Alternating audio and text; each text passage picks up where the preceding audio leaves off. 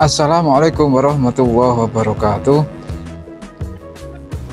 Alhamdulillah, pada kesempatan kali ini kita berjumpa kembali di kelas 6 ya. Di tahun ajaran ini Ustadz Wahid akan melanjutkan pembelajaran Al-Islam ya. Pada kali ini adalah pelajaran akidah akhlak ya, akhlak. Mudah-mudahan anak-anak semuanya sehat ya, dan juga semangat ya di pembelajaran online ini. Baik anak-anak sekalian yang berbahagia, langsung saja kita mulai pembelajaran akidah akhlak ini. Bisa anak-anak siapkan ya buku paketnya di halaman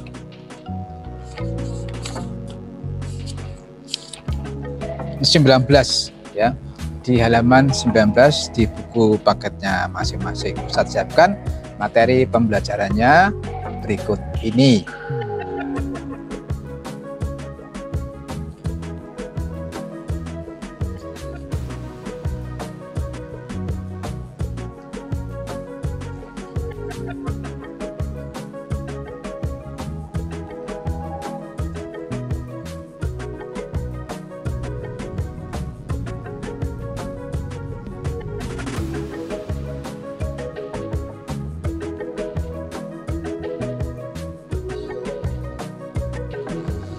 Baik anak-anak sekalian, silakan dipersiapkan semuanya dengan baik ya, supaya kita materinya nanti bisa lancar pemahamannya tentang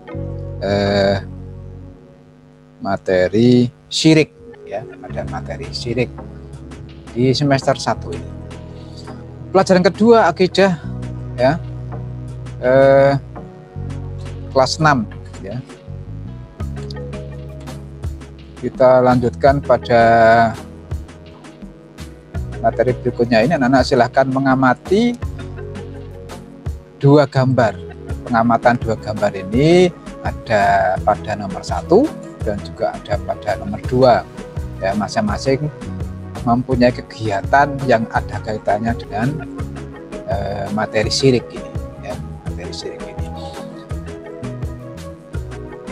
Pada gambar nomor 1 ini kita lihat berbeda dengan yang pertama tadi.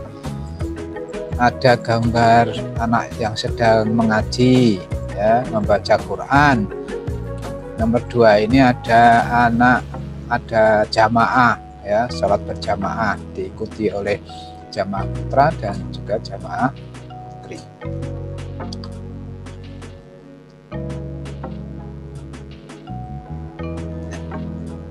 Lanjut pada pengamatan gambar yang ketiga dan yang keempat seperti berikut ini. Ada gambar orang yang membawa beberapa semacam makanan ya, makanan yang disajikan sedemikian rupa ya, menyerupai gunung ya. Ada seperti segitiga ya, gunung yang segitiga yang dibawa bersama-sama. Kemudian anak-anak bisa melihat juga pengamatan pada gambar 4 ini, dia berziarah kubur tapi ternyata dia membawa sesaji, membawa syarat ya, sesaji yang dipersembahkan di kubur ini. Nah, silakan memberikan komentar, memberikan pendapat terhadap beberapa gambar di buku tulisnya masing-masing. Baik anak sekalian, kita lanjutkan. Apa itu syirik? Pengertiannya adalah syirik ini merupakan dosa besar ya, dosa yang membawa kita tidak diampuni oleh Allah ya, makanya kita hindari jangan sampai kita berbuat syirik ya. Contohnya adalah ini, ada pergi ke dukun, ya, pergi ke dukun itu juga perbuatan syirik. Ya. Kita lihat pembagian syirik menurut Raghib Al-Asfahani. Ya. Menurut Raghib Al-Asfahani ini ada dua, yaitu syirik besar, ada syirik akbar, ada syirik besar. Yang kedua adalah syirik kecil, ya. Syirik besar akbar dan syirik kecil atau asghar. Kemudian apa itu syirik besar atau syirik akbar? Contohnya perbuatan kita pergi ke dukun untuk meminta, ya, petunjuk. Misalnya petunjuk ingin punya hajat manten, punya hajat mendirikan rumah, pergi ke dukun. Apa syaratnya supaya selamat? Kemudian instruksinya itu diikuti, ya, dengan syarat-syarat tertentu. Harinya apa, ya, bulan apa, itu termasuk petunjuk yang dari dukun, itu perbuatan syirik. Kemudian syirik kecil dalam hal riya ibadah. Kalau berbuat riya, ya, ibadah bukan karena Allah tetapi ingin dipuji, itu adalah juga syirik kecil atau riya namanya. Dalam kitab Mausu'ah Al-Qur'aniyah, bahwa beramal ingin dipuji bukan mencari ridha Allah, itu namanya syirik kecil atau riya.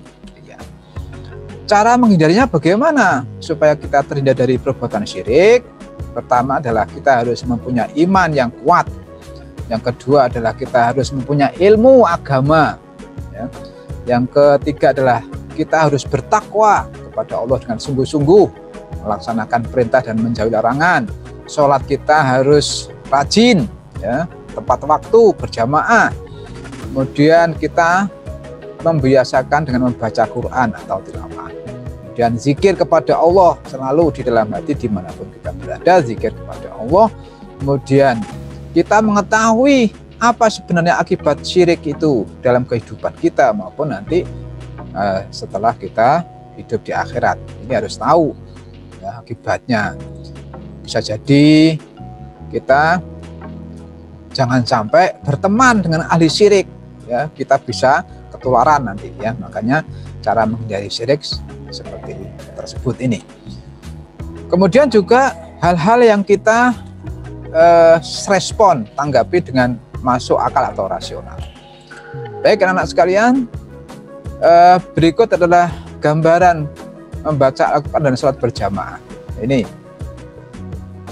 membaca Quran, ini juga bagian dari untuk menghindari perbuatan syirik. Yang kedua, sholatlah berjamaah, ya, ini juga membuat kita dapat terhindar dari perbuatan syirik. Syirik itu sebenarnya bisa merusak iman kita, ya. Ya, juga caranya memeliharanya iman menurut Muhammad Rashid Ridho, yaitu kita harus mempunyai akidah yang kuat, bertauhid, mengesahkan Allah, tidak ada Tuhan selain Allah, ya, tidak ada yang dapat menolong, tidak ada yang dapat memberi perlindungan kecuali perlindungan dari Allah Subhanahu wa Ta'ala. Kemudian memperbanyak kalimat thayyibah, la ilaha illallah, subhanallah, baca zikir, ya, kalimat-kalimat yang baik, alhamdulillah, dan seterusnya. Kemudian juga bertakwa, ya, supaya kita terhindar dari, supaya kita bisa memelihara iman, terhindar dari syirik. Kemudian kita lihat apa kegiatan orang ini, ya, di sini dia sedang apa, dia berziarah, tetapi sebenarnya dia menyembah kuburan, ya, meminta berkah dari kubur. Ini juga bisa merusak. Nah, anak-anak sekalian, akibat perbuatan syirik itu sebenarnya pertama adalah dapat menghapus amal kita, kebaikan kita. Kita akan dimasukkan ke dalam neraka dengan kekal. Kita diharamkan ke surga. Hidup kita menjadi tidak nyaman, gelisah hidupnya. Ini akibat dari perbuatan syirik.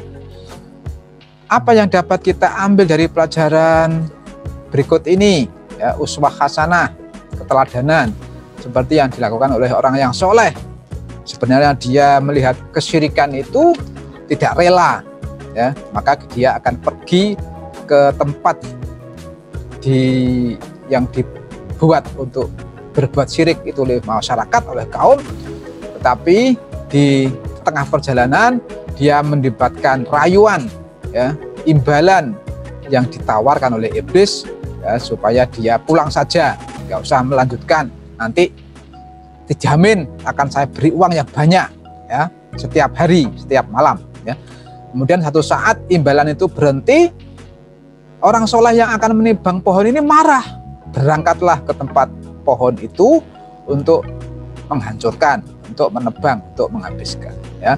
Tetapi dia tidak bisa menebang pohon itu karena bukan karena Allah dia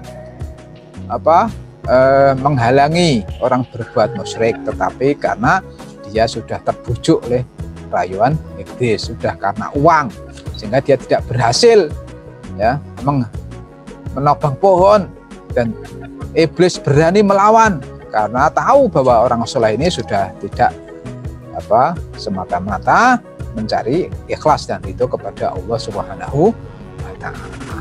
Nah, kalian dengan sifat yang tamak yang dimiliki oleh orang tamak ini, orang soleh ini tamak tidak karena Allah Subhanahu wa Ta'ala, dia tidak berhasil menebang pohon sebagai pusat kemusyrikan kaumnya, tetapi dirinya sendiri terjebak pada rakus dunia, tamak, ya, ingin memiliki harta yang banyak dengan merelakan, ya, mengikuti tawaran dari iblis tersebut.